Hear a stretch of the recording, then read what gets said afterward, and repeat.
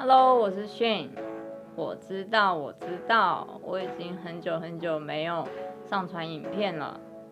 就像我很久没有去补染头发，就像我很久没有好好工作一样，就是很久了。因为我12月中从欧洲回来之后呢，我一直在忙搬家的事情，然后一直忙到最近才真正的就是全部布置完。甚至我后面这个柜子都是我今天早上才装好的，所以呢，都忙完了，我们就可以来好好创作影片了，对吧？所以今天我们会来讲的呢，是如何在 Keynote 里面去编排你的图片。那么说到这个主题啊，就会有很多人纳闷，就是这种技巧谁不会啊？大家都会，对不对？画几个框，然后把图片拖进去，这有什么难的？那么今天呢，我们会来讲一个你从来没有想到过的方式，更快速的去编排你的图片。那我们就一起跳到电脑上面去吧。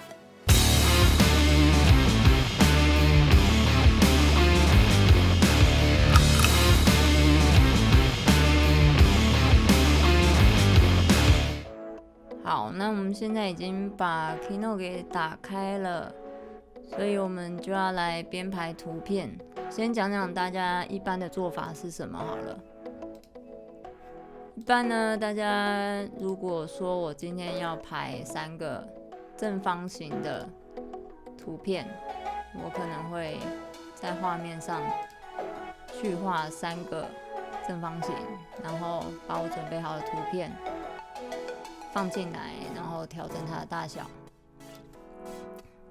跟位置，比如说这样。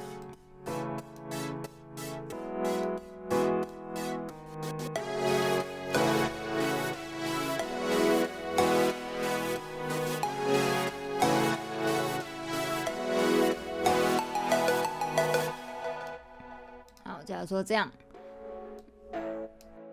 像我3个图片就排列好了，但是大家现在会发现到一个问题哦，就是这3个图片呢，在里面可能旁边的空位很多，我想要把它放大的时候，我不能一次选起来全部放大。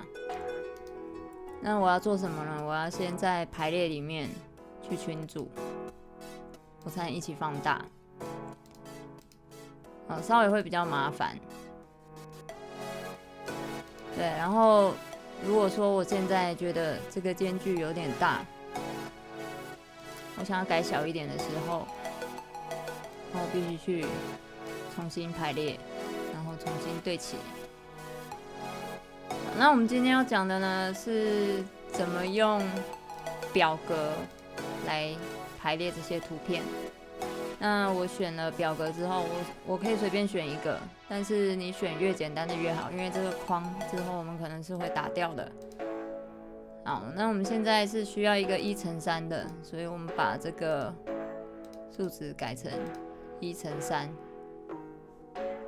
然后你去调整一下它的大小。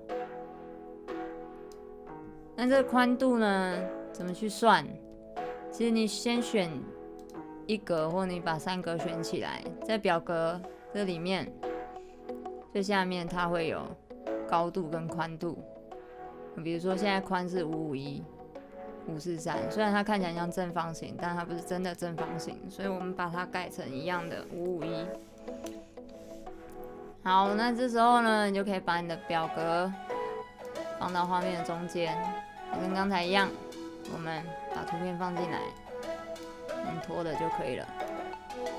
好，那当然现在你会遇到一个问题哦，就是上下这边不太一样，对不对？所以呢，我们要到表格里面去改。从哪里改呢？因为它这个其实是用一个填充的方式填进去的，也就是说这些图片呢，它是这个格子的背景，所以我们在输入格里面还有一个填充。我们说放大小一填充，你会发现它就变得一样大。当然这样做法有个缺点，你只能它会从中间去截取你这个图片。好，所以呢，接下来我们就可以改它的间距，因为你现在会发现旁边有一个细细的边框，那如果你是要图片紧贴在一起的时候，你可以边线直接设成无边线。好，它现在还是有边线，对不对？为什么呢？因为我们刚选的是4周的框。好，我们现在选这个田字形，你会发现，边线样式变多个，你都选无边线，它就没有边线了，那看起来就比较融合在一起，比较好看。那如果说像我们刚刚上一页，我中间是有这个黑色的间距的话，你可以一样选到这表格。那其实看图片排列哦，那因为也许你会再往下加，所以我们还是选这个田字形。那现在的话，我就边线选到黑色，那你可以去改它的宽度，你就会确定它一定是一样的宽度。那现在如果说，我要放大或缩小这个图片怎么办呢？好，你选左上角这个圈圈，然后在这个控制点上，就可以去选择了，放大缩小。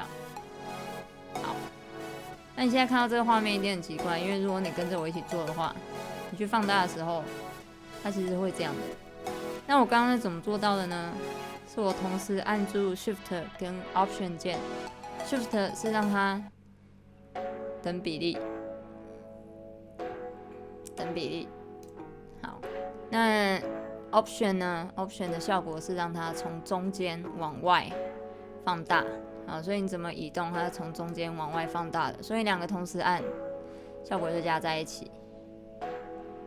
对，如果你要整个盖住你的简报的话，或者是你想要把它缩到很小，或者是你现在后悔了，我不想用正方形了。也可以按住 Option 就好了。你可以任意的去改变它的大小。那今天的话我们不会多讲动画部分。那这2个做法呢会有一点点不一样，因为第一个做法你是可以使用瞬间移动，做出一些比较酷炫的效果。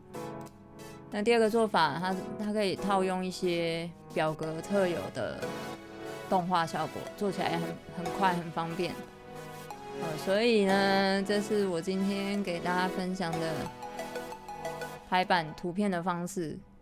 那当然最后还有 one more thing 啊 ，one more thing 就是呢，如果说你今天不是只有1排，你有2排，好，我们来试一下2排。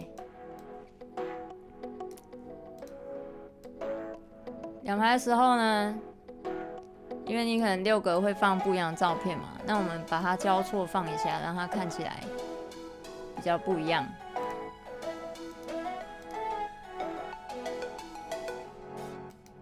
比如说这个就放这个，然后这个又放这个，好。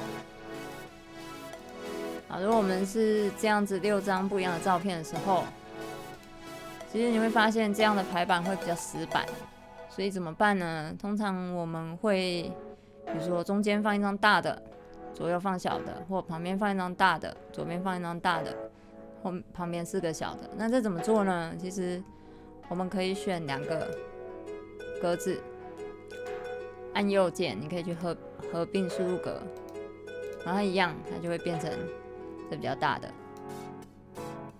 那这样的话，它其实会一起变化嘛，所以你也可以单独只变化1个。那 Keynote 很聪明的是，不管你怎么变，你照片的比例是不会变的。